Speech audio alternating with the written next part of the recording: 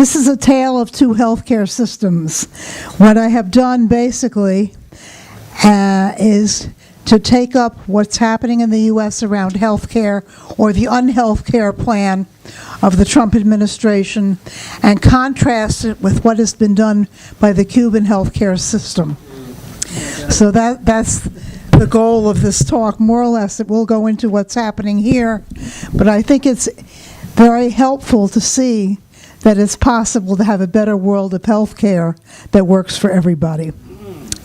Mass protests kill the anti-healthcare bill was the headline of the Workers' World newspaper today. And the mass response to the repeal of Obamacare, ACA, across the country showed the determination and resistance to Trump's election campaign promises to repeal the ACA as his first task as president. In his campaign speeches, he said that the Obamacare was, quote, a horrible failure and would be replaced by a fantastic new plan. People across the country protested with town hall meetings, picket lines, petitions, ads, and phone calls and demonstrations. And in fact, in D.C. there was a number of arrests for people who carried out a civil disobedience against this Trump plan. All this shows there's a fight back movement against this campaign that wants to take back what's the beginning of a national health care plan that covers millions who had pre-existing conditions and who were unable to buy health insurance before ACA was passed. It was millions of people. The Trump plan was false promises, was not only unacceptable to masses of poor and working people, but was so bad that it was derailed by the GOP revolt by the more moderate Republicans who felt they couldn't sign it because they had to go home to their constituencies who would not have accepted it, and also by the conservative House Freedom Caucus, which wanted to gouge more out of the plan and get rid, totally derail it off the map. Well, we know that the fight back by masses of people across the country tipped the scale the other way, and the Republicans kind of screwed themselves by their infighting. And the Democrats sat by and just watched it all. Not that we're for them, but the role they played made it so there was no possibility of the Trump bill passing. In addition, the plan reduced subsidies and set new limits on spending for Medicaid, the federal program and state program that covers more than 70 million low-income people, and repeals hundreds of billions of dollars in taxes imposed by the Affordable Care Act on the rich. Under the Trump plan, the required employment-based insurance would be eliminated by about 2025. It's not an immediate thing, so you don't see it sticking out at this point. But that would go. The rich would get additional tax breaks, including elimination of the 0.9% tax, additional Medicare contribution from the highest paid millionaires and other rich folks, and a second tax, a 3.8 investment tax paid by the rich, would be ended. The elimination of these two taxes on the rich people would help drain the Medicare trust. And this is an important point, because up till now, the trust has been funded enough to keep it going. But this would really put a nail in a coffin into it at this point. What we really need is a Medicare for all, a plan that provides for people from birth through old age. Medicare provides a broad spectrum of health care for many needs, but most of it is based on treatment modalities and not based on health prevention.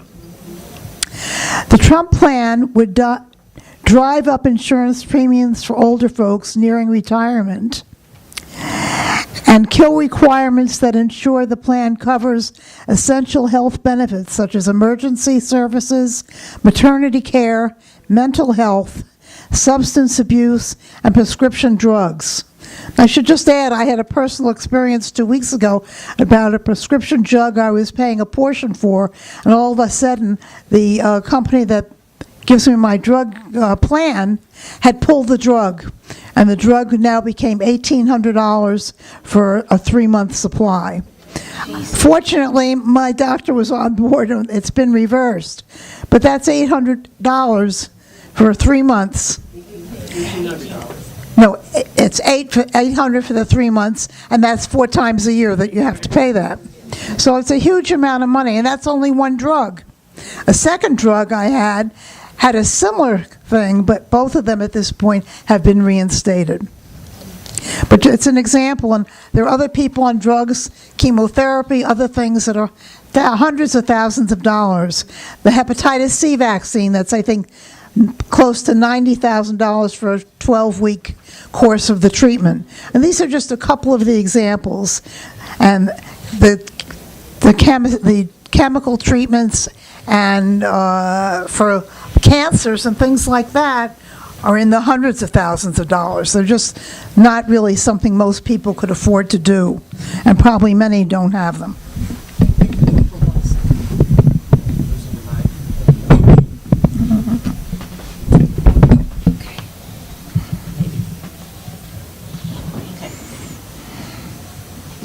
With lower rates to young people and higher rates for older folks who would have more complex health issues like heart disease, high blood pressure, diabetes, and vascular problems, this is a real issue.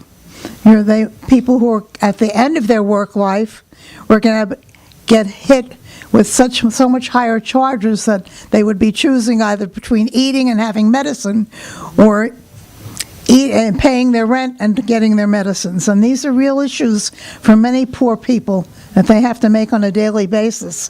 When I worked in the emergency room, we had plenty of patients who, because they didn't have enough money to go around, they would cut pills in half to stretch it out because they couldn't afford to replace it.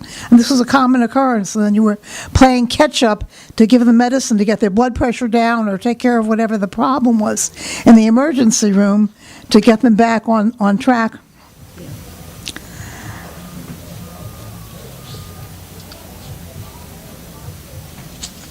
By 2020, the Trump plan would end expanded Medicaid for poor and working folks, and the government would set minimum standards for coverage.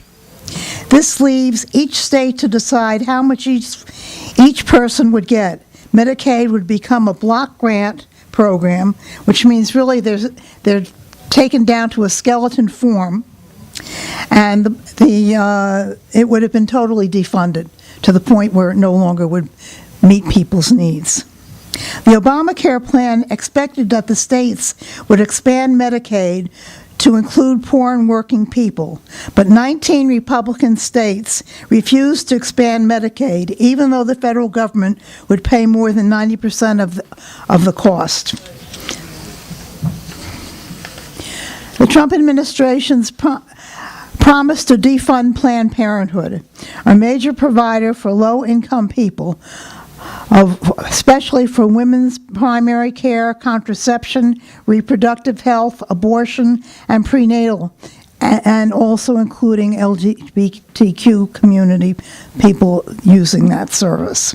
According to the CDC and the Guttmacher Institute, there are 60 million women of reproductive age, and they consider that 15 to 44, and 41 million at risk for pregnancy. Under the ACA, maternity care becomes covered by all plans for the first time, and Medicaid pays for about half of all births in this country. The U.S. has the worst infant maternal mortality rates of the developed countries in the world. And this is the only nation where the maternal death rate is on the increase. So it says where cuts are, who's getting hit by cuts. With 600 pregnancy-related maternal deaths annually, that's an astronomical number of people dying in a country with the money and the wealth and the ability to take care of women and take care of health in a broader sense.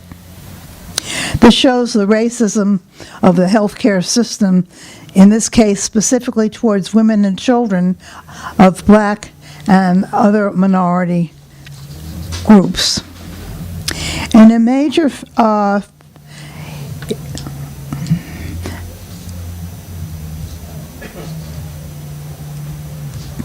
in 2014, the infant mortality, deaths per 1,000 live births for black women was 11.3. This was twice as high for black women than it was for white or Latino. More than 25,000 babies die before their first birthday, and this is in the United States. In 2015, the rate of preterm births among African American women was 13%, and this was equivalent to 50% higher than those among white women. That's a pretty big amount. Capitalism promotes health care that is profitable. Medicare and Medicaid have been the only programs that were covered by both the federal government and the states that provided health care to seniors and very poor women. Obamacare was the first real attempt to develop a national health care program in the U.S., but it was a plan based on profit for capitalism. All the other industrialized countries have had nationalized health care for decades. Examples: Canada, England, France, Germany, and more. At this point, I'd like to transfer over to talk a little about Cuba. Cuba's socialist health care system. According to the United Nations World Health Organization, known as WHO, the Cuban health system is an example for all the countries of the world. And this was a quote in a report by Salam Lamari and appeared in Opera Mundi, which is a blog. In addition, this blog, Cuba's health acknowledged for its excellence and efficiency in spite of the limited resources and the 50-years-old U.S. blockade. The country provides health care to all the people, and the health results are equal to those in the developing countries. In comparison, at this point, basically, health care in Cuba has the same problems that are the basic problems here in the United States, which means heart disease, diabetes, drugs that we have not conquered with and be able to cure.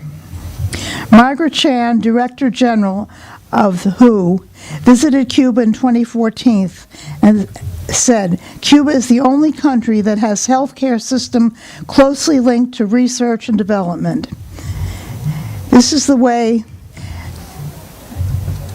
to go, because human health care only is improved through innovation," and they have been innovative on the local and the national level and beyond.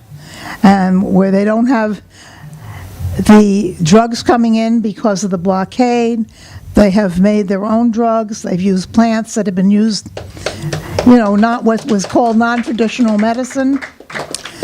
And they also went into the process of making vaccines which weren't available. And they've, I think, produced about 16 at this point. And they had,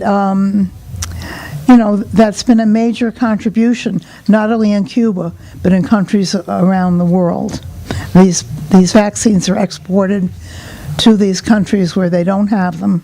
And I'll say more about that later.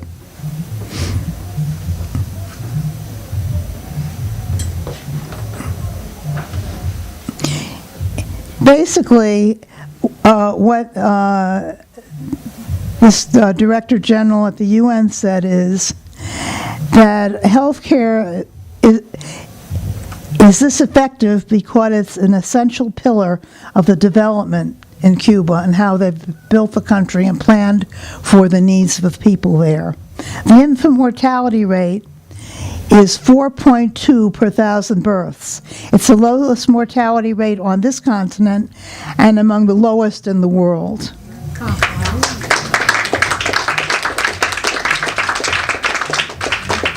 This shows the quality of the healthcare system and its impact on pregnant women and children. In recognition of Cuba's healthcare system, Cuba was asked to chair the 1967 World Health Assembly, and this is quite an honor that they were asked. The Cuban health system is based on preventative health care, while the curative model that is used in the industrialized countries is less efficient and much more expensive.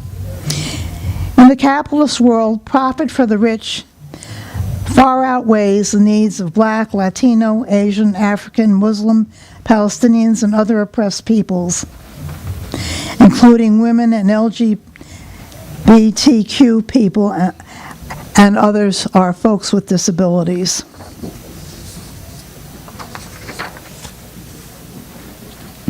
In the early days after the Cuban Revolution took place, one of the first tasks was to begin organizing a national health system. Before the revolution, Cuba had well-trained doctors, but most were in the cities. In fact, about half the doctors were in Havana, and half the hospital beds were in Havana. There was only one rural hospital. Rural infant mortality was 100 per 1,000 live births. The government was faced with the pledge it made to deal with rural poverty, illiteracy, and health care. The 1959 agrarian reform distributed deeds to 150,000 landless farmers who now had a place to be able not only call their own, so to speak, but to raise food and have farm animals and help with the nutrition of the country, which was in a pretty bad state outside of the cities. In 1961, the UN Educational, Scientific, and Cultural Organization was involved with the launching of the literacy campaign. And this campaign was done with 200,000 young volunteers. And I was in Cuba in 1974 in the year of education, which was like a high point in this campaign. And what we were told was students in like 8th grade left school for a year and went into the countryside to teach people. And 700,000 people learned to read and write.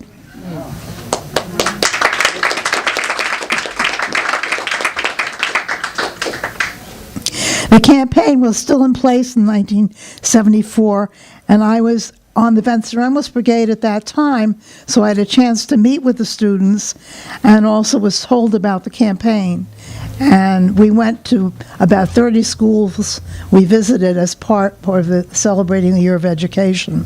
So we really got to see what was happening and what the developments were there. And I just will add about the schools. The schools did two things. You sat down and did your book work for your regular school classes, but they also learned farming and other technology that helped the country be able to grow food and to be able to raise the level of not only the economy, but the living standard for the people on the island, many of whom were peasants and had next to nothing before the revolution took place, especially in the rural areas. I was there on a project called, of house building, which was based on an Italian prefab blocks that we made that were about 3 feet by 1 foot. And we made these concrete slabs in an outdoor cement factory, and that was one of the tasks that we did. Others did other things. They built the framework for the new houses.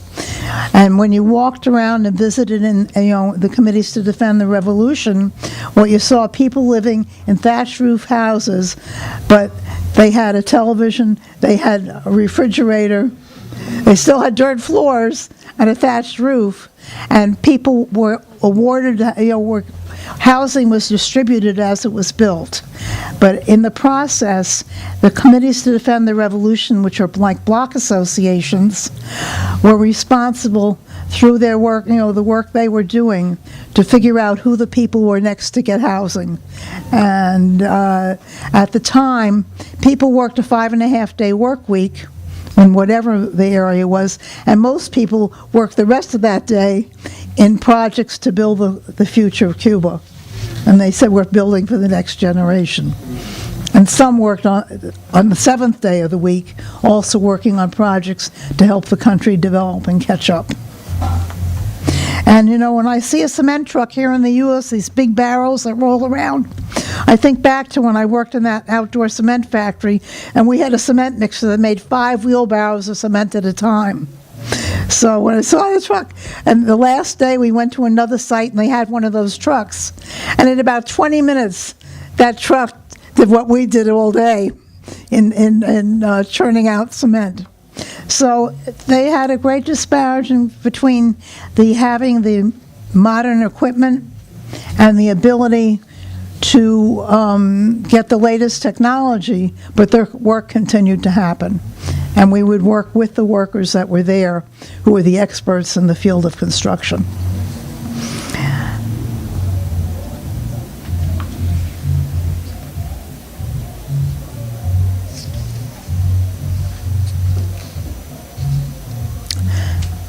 Policy goals of the healthcare included healthcare as a right for everybody, and that the government was responsible for providing it. And that was a view of how they were setting their healthcare up. And I should mention that the Committees to Defend the Revolution also were involved in the first campaigns to do vaccinations in the communities. They were responsible for bringing people into the clinics to see that babies and children and then adults got their vaccinations. And one of the first things they wiped out was communicable disease in that way. It was a major thrust of one of the early campaigns.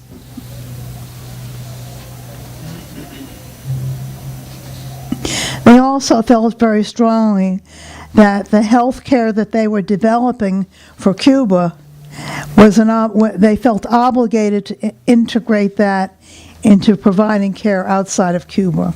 And I'll talk about internationalism in a minute. In 1960, they set up the Rural Medical Service, RMS, which took on developing not just local clinics, but a national health care, a proposal for how to organize that and bring it together as a national entity.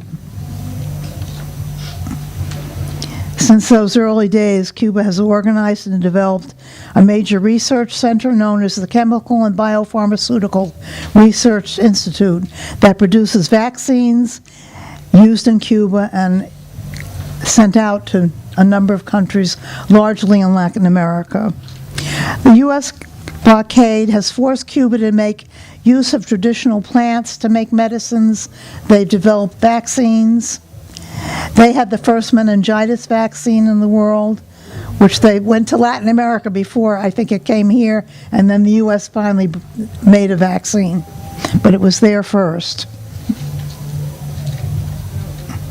And in fact, one of the latest things they've done is they came up with a treatment for non-small cell lung cancer, which is uses in Cuba and is sent to a number of countries where they provide health services. It's just now being looked at. The U.S. is looking at it. Now, since the alleged agreements to interact together between the U.S. and Cuba, which I think all of us are aware has not gone very well, that the U.S. is looking at what they did there on this question. But meanwhile, this treatment is being used in a number of other countries, as well as in Cuba.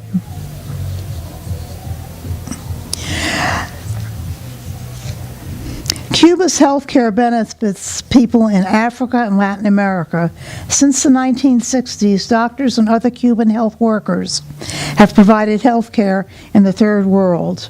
About 30,000 Cuban medical staff are working in 60 countries today.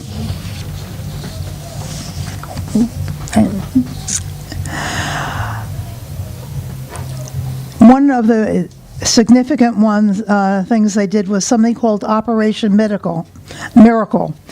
A vision restoration program was launched by Fidel Castro and Hugo Chavez in 2004.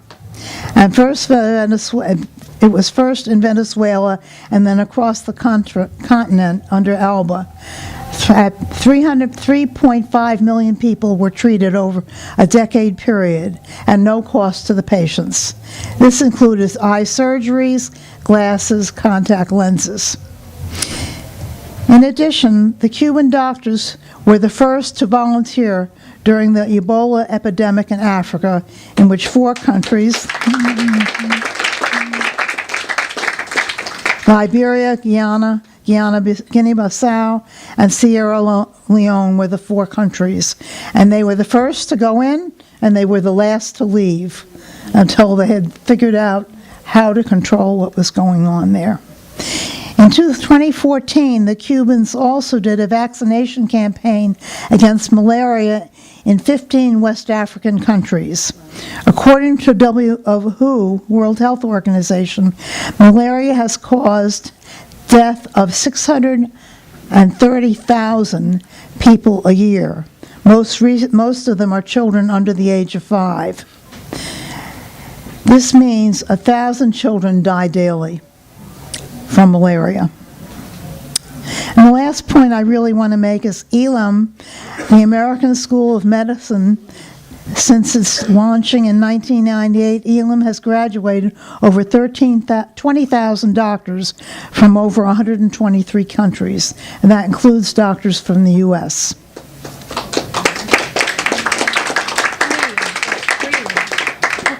All these examples show how socialism, a planned way of approaching health care for people, is way in advance of what's happening in a capitalist country. And it places health care for people and not for profit. Well, comrades, I wanted to respond to a couple of points that were made in the comments. One, I had meant to say something about transgender people in Cuba have access to transgender surgery as well as hormone treatment and other things that are necessary in preparation for transgender folks to be able to identify themselves and be a party to the needs for that in Cuba, and that is free as part of their health care plan. And then you already made a comment that spoke to it here, so I wanted to make sure I did that. I was remiss in one thing I really feel very strongly about from my trips to Cuba, and that was mental health care.